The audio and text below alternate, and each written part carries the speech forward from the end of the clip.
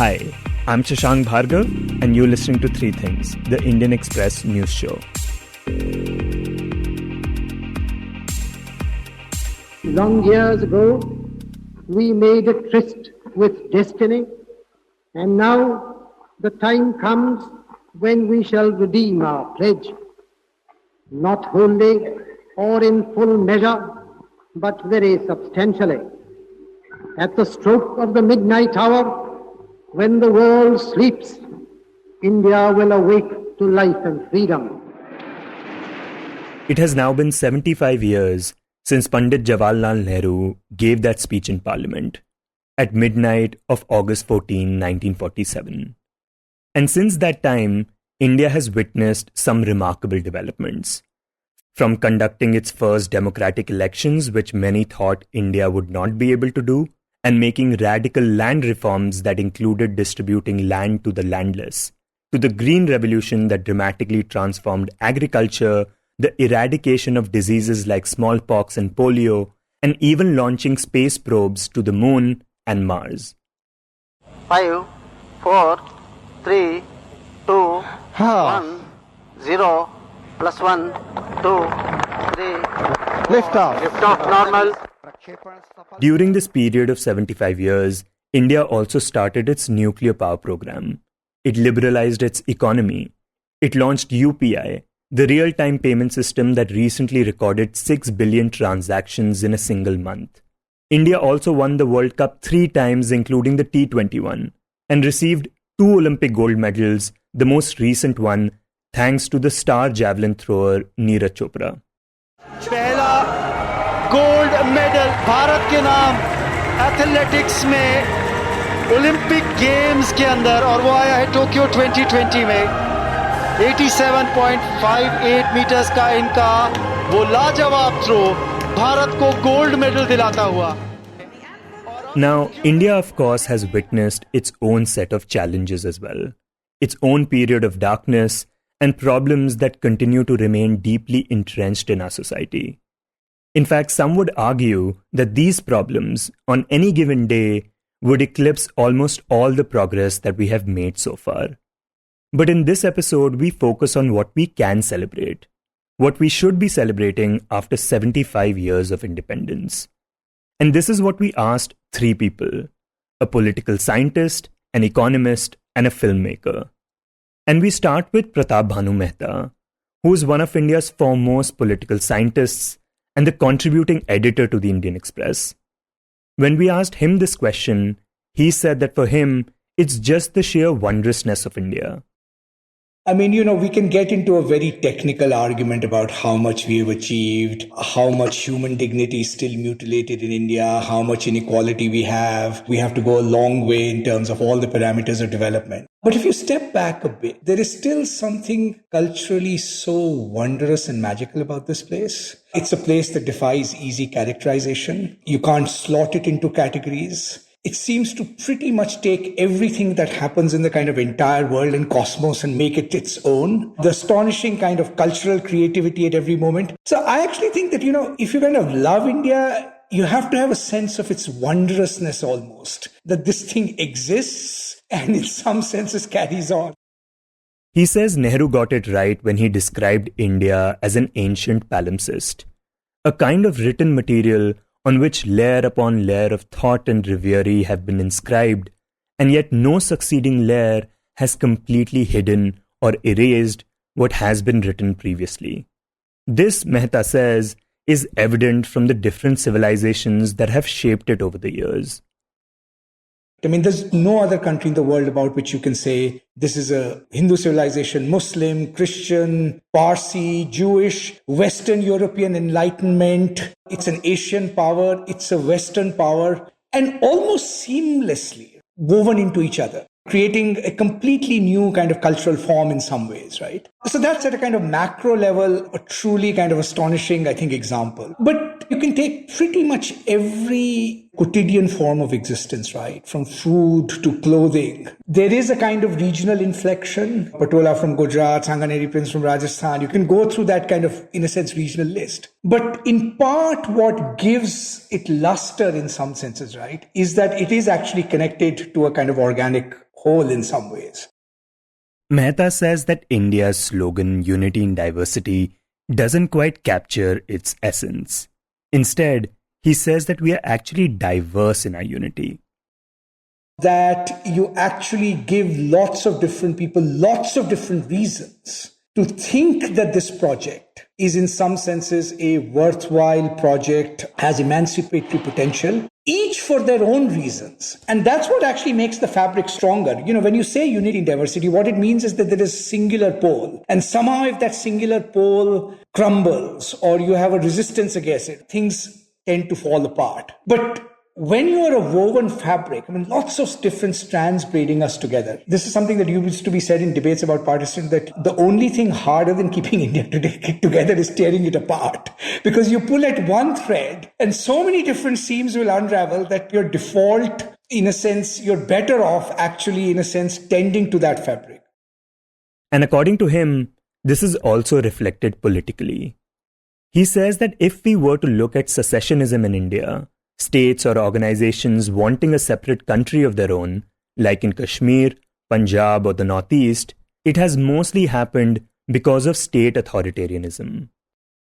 Whenever India has tried democratic incorporation, it has actually succeeded. In the 1950s, nobody gave this project a chance. Everybody thought India would split into 25 countries, quiet crisis. We thought Tamil Nadu would be a different country. So democratic incorporation, which allows people each to find their own measure and equilibrium in relation to the rest, in a sense, I think has been a much more integrative and powerful force. And India is most at the danger of breaking up whenever you try and benchmark an identity or whenever you try and centralize power. This is what the worry seems to be today. And in this regard, he speaks of three principal anxieties. One is that the BJP today is conceptualizing a nation that is benchmarking people into a singular ethnic identity. That's bad enough. It actually has a version of Indian culture and Indian history that in some sense is at odds with its incredible sense of wondrousness and spontaneous creativity. So it's actually also a threat to Hinduism. It's in some senses kind of reorienting, in some senses, Indian culture in a different way. This is the reason he says why many groups today feel suffocated. Now, the second anxiety he talks about is the obvious contradiction between the constitutional aspirations of justice, equality, liberty, and fraternity and the actual social and economic life of most citizens. No matter what we say, in global terms, India's performance in human development indicators is still abysmal. We should talk of pride only when we are in the top 40 or top 50, right? Not when we are below 100. There is, as I said, you just have to walk around any Indian city or village to just see the sense in which human dignity is still kind of, I think, mutilated in a way. So that sense of existential democracy in some ways, where you're not just a voter, you're not just kind of participating in politics. I think all that is in a sense genuine. But the sense in some ways, right, that you can carry your equal moral weight in society, I think that anxiety is still there. And I think it's in a way growing. And in a way, a society will be judged by the day we, in a sense, can look everybody in the eye and say that your dignity in the deepest sense of the term will not be violated or mutilated. We are very, very far off from that day. And there are plenty of examples of this. Like just 2 days ago, a 9-year-old Dalit boy from Rajasthan died at a hospital after he was allegedly assaulted by his teacher, who got angry with him for drinking water from a pot meant for upper caste people. And such discrimination and systematic violence has been going on in the country since before its independence. But even besides these two things, Mehta says the third anxiety is actually connected with the fact that India was born in a political failure. And that failure was that India was partitioned. And he says the idea was that India would somehow be insulated from the political winds around it. And to a certain extent, I think that is the case. I think the Indian model is very distinctive from any of our neighbors. But if you see what's happening in our region as a whole, and India's move towards now Hindu nationalism, it has to be said on the day that Salman Rushdie was attacked, India should have taken the lead in some senses, eradicating a discourse of blasphemy. Blasphemy has no place in liberal politics. But India has actually been lurching backwards. And you know what happened in Pakistan, right? It's a good example of a state. If you put blasphemy as a benchmark of identity, no liberal regime can survive that. For those who may not know, blasphemy laws in Pakistan are extremely strict, and the state can authorize a death sentence to those who insult Islam. In fact, many times, even unproven allegations can result in mob lynching and violence. And so you actually begin to wonder whether the fate of the region still hangs, whether we'll all hang or swim together, whether the modus vivendi of the 1947 compromise is actually going to be an enduring one, or whether India in some senses now begins to display much more of the pathological sides of that modus vivendi than we had hoped. That modus vivendi, that arrangement, of course, being that India will remain secular at its core and will be separate from Pakistan in its politics and ideology. Though despite these anxieties, there are things that give Mehta hope. There has been a progressive advancement across so many domains. Churning around social identity is real. I think caste is still a reality in Indian society and politics, but it's certainly not what it was in 1947. The fact is the quality of human capital is increasing immeasurably. And I actually think if you play our cards right over the next 8 to 10 years, you can actually see quite a revolution in that. I think I'm proud of the fact that there is steady progress across a range of things. And as I said, I think in a way that still preserves a lot of that civilizational depth and complexity. That India is not a monoculture by any means. Often countries that have, I think, achieved a lot of this stuff have done it through either a catastrophic revolution in some senses that basically, decimates large numbers of people. You can think of the Cultural Revolution, for example. The fact that we have done it without that kind of a violent revolution, and the fact that we have done it in ways where the continuing depth of Indian civilization can still be, I think, articulated in new forms and made compatible with modernity. That's an amazing story if we can hold on to it. The hope in the Indian experiment is you can do it amelioratively. Slowly, through democratic means, we start with the political, it'll percolate to the educational, percolate to the social, but it is taking just unconscionably too long.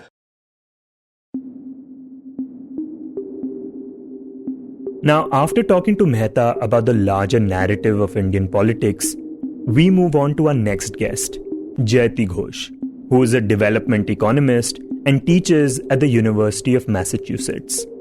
When we ask her what is worth celebrating after 75 years of independence, her answer is very clear. And it is the fact that India has dramatically improved its life expectancy. The indicator that tells us how long a person can expect to live at the time of birth.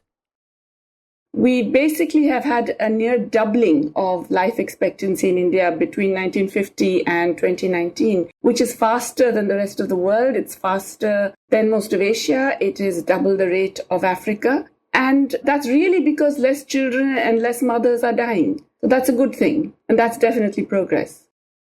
She says that back in 1900, India's life expectancy was just 24 years. And right before independence, around 33 years. But now we have more than doubled that to 70 years. Which is a very rapid improvement when you think about it, because really before that, for centuries, we'd seen no improvement at all. And that's due to many factors. It's due to immunization. It's due to better conditions for mothers to give birth, so we have less maternal mortality. It's due to better nutrition and sanitation, which hasn't improved as much as we want, but it's definitely better than it was. But obviously, this varies a lot across states. There are states in India like Kerala where already by the 1970s, we had European level kinds of infant mortality and life expectancy. And there is the whole North Indian and Central Indian region, which has been lagging behind, shall we say, in terms of all of these. So there's a lot of regional variation, but overall, it's still, I would say, a very significant achievement. And she says the reason why this has been an achievement is because in this case, we have performed better than many other countries across the globe. Whether you're looking at it in absolute numbers, as I said, between 1950 and 2019, our life expectancy increased by 34 years. The global average is only 27 years. Ours nearly doubled. Globally, it went up by about 60%. So that's an achievement. Even relative to Asia, our proportionate improvement has been better. So yes, we can say that we've done a better job. It's really because some states have done a better job. Apart from Kerala, which Ghosh mentioned earlier, states like Tamil Nadu, Maharashtra, Himachal Pradesh and West Bengal have also performed well on this index and have contributed to increasing India's overall life expectancy, while states like Uttar Pradesh, Chhattisgarh and Madhya Pradesh have been underperforming. And she says the reason that some states have performed better is because of the extent to which they have focused on public health and nutrition. The fact that Tamil Nadu provided cheap rice in the ration system and provided many other goods in the ration system to about 90% of the population made a very big difference as well. You find significant improvements in a state like West Bengal, surprisingly. Again, because there was a greater emphasis on improving the conditions of institutional delivery and reducing maternal mortality, reducing the perinatal infant mortality, that what happens in the first month after birth. So it's really active government intervention. It's really a focus in public health on improving those conditions and on improving nutrition. But apart from disparities among states, there are also disparities when it comes to class, caste, and gender that remain a big concern. I mean, we see improvement across the board, but the variations are huge and the variations have increased. In other words, the gap between, let us say, an urban upper class, upper caste woman and a tribal or Dalit woman in a rural backward part of the country, that gap in maternal mortality has increased. The gap in infant mortality has increased. So yes, all those divisions that you mentioned by caste, community, class, location, those gaps have grown because the improvements have been greater where we have provided greater facilities.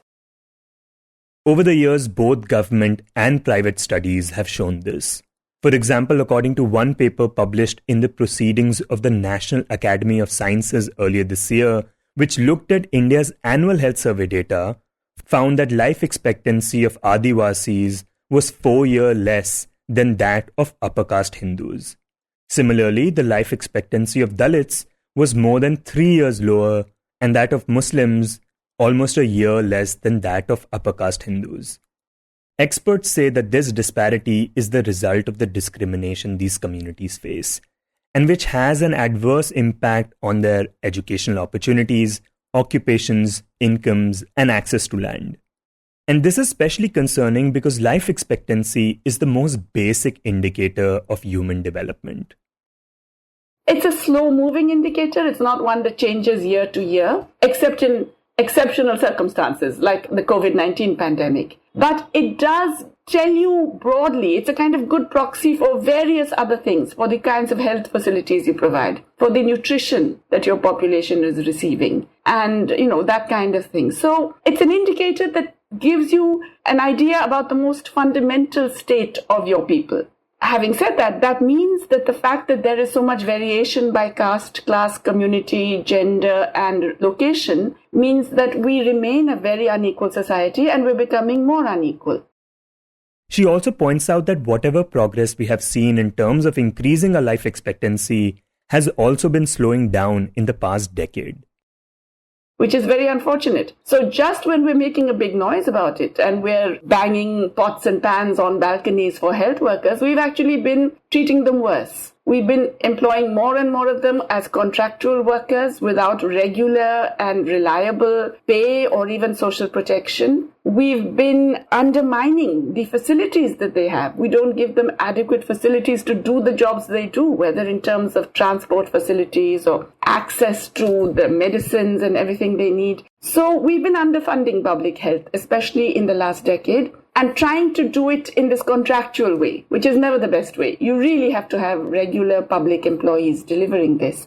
So a lot of that progress that I mentioned over the past 75 years was really made in the first 65 years. And in the last decade, again, state-wise variations, but in the last decade, there's been a slowdown. And honestly, from the pandemic onwards, there's been a deterioration, we know, in nutrition conditions, even in the conditions of health workers, and in the rise of communicable diseases. So in the long span of things, we can be proud of this. But in the recent past, we have to worry that we have slowed down and we're not doing enough.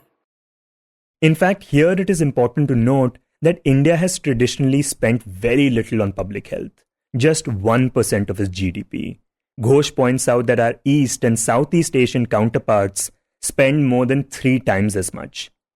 She also says that going forward, she really hopes that India's poverty levels come down. Now, there are many who point out that India has lifted many people out of poverty. In fact, between 2004 and 2011 alone, close to 140 million people were lifted out of poverty.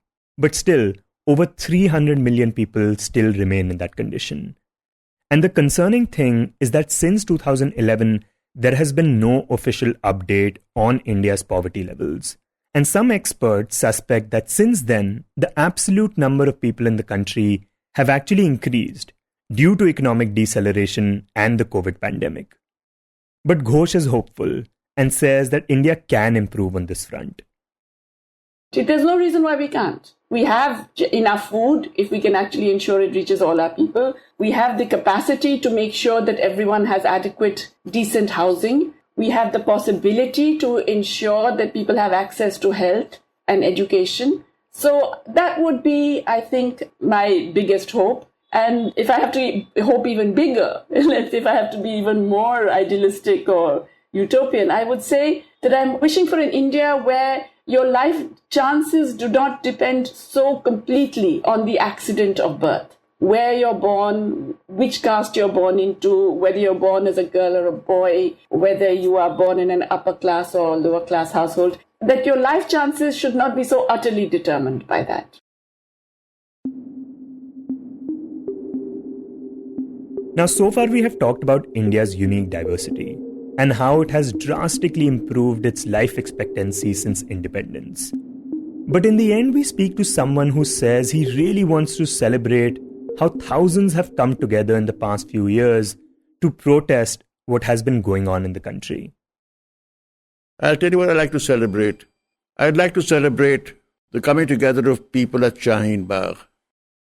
This is Saeed Mirza, author, filmmaker, and one of the pioneers of the new wave progressive cinema in India.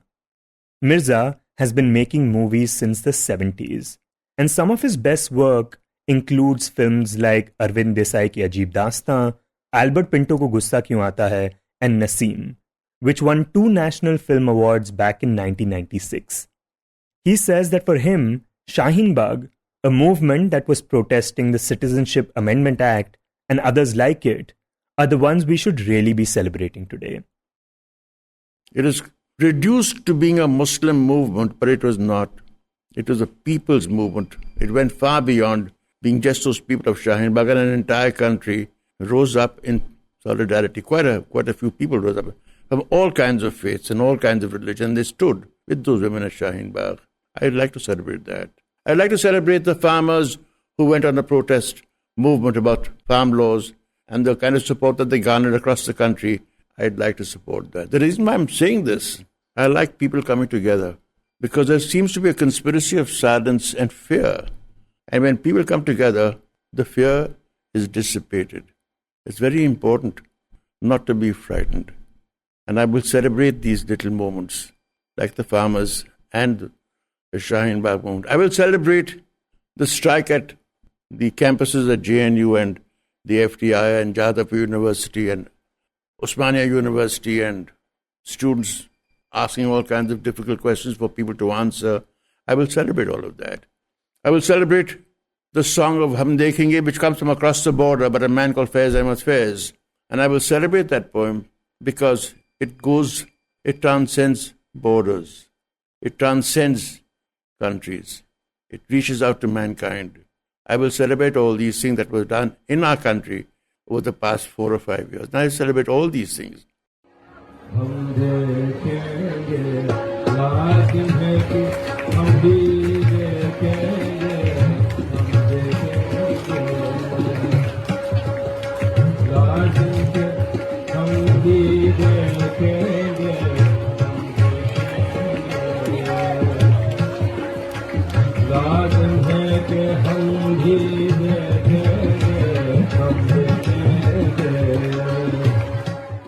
To me, these are things which are incredibly important for me to realize and the country to realize that there are people who are standing up to forces that I think do not represent the constitution that I believe in.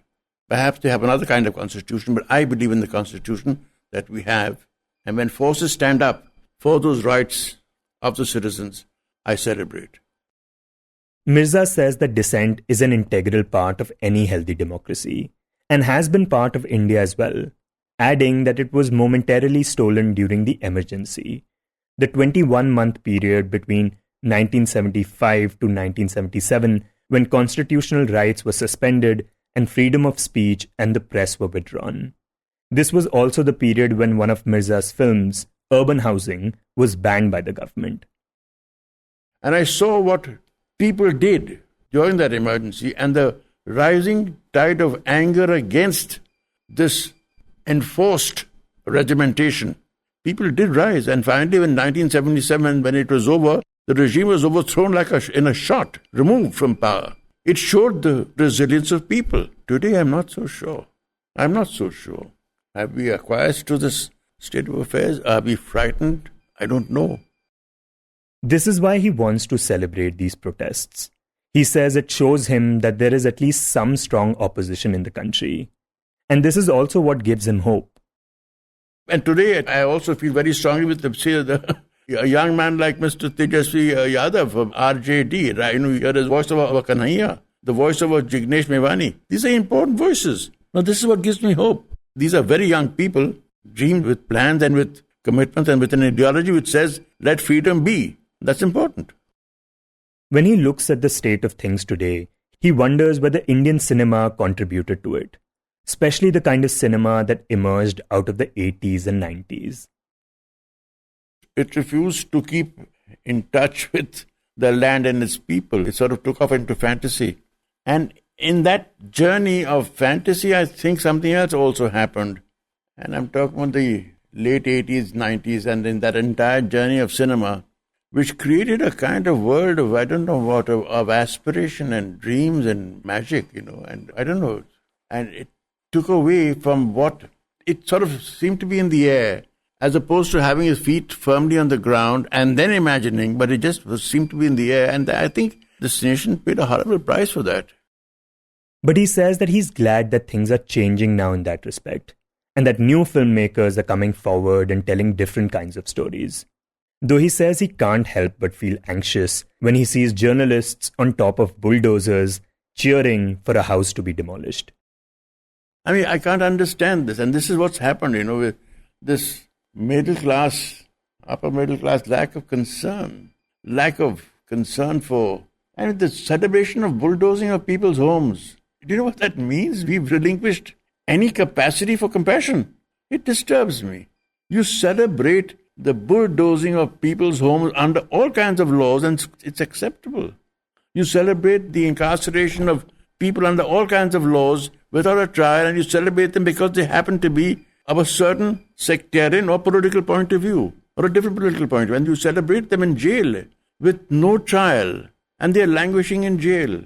I mean, that's of high concern to me. No, look at the attack on Salman Rushdie. It's an attack. I mean, to me, shocking and horrifying. What is it, And that man is driven. The man who lynched Akhlaq is a driven man. And what is this hate that is being fostered and nurtured and drilled into people? What is being taught in all those bloody shakhas or madrasas jo bhi hain, what is being taught over there? What is being given as instructions? It's sad. It's really sad. But I will still celebrate 75 years in my own way. I will respect the flag. It will be in my car as I drive around the city. And I shall think of my country and hope that things change. You were listening to 3 Things by the Indian Express. Today's show was written and produced by me, Shashank Bhargava, with help from Utsha Sermon, and was edited and mixed by Suresh Pawar. If you like the show, then do subscribe to us wherever you get your podcasts. You can also recommend the show to someone you think will like it, share it with a friend or someone in your family. It's the best way for people to get to know about us.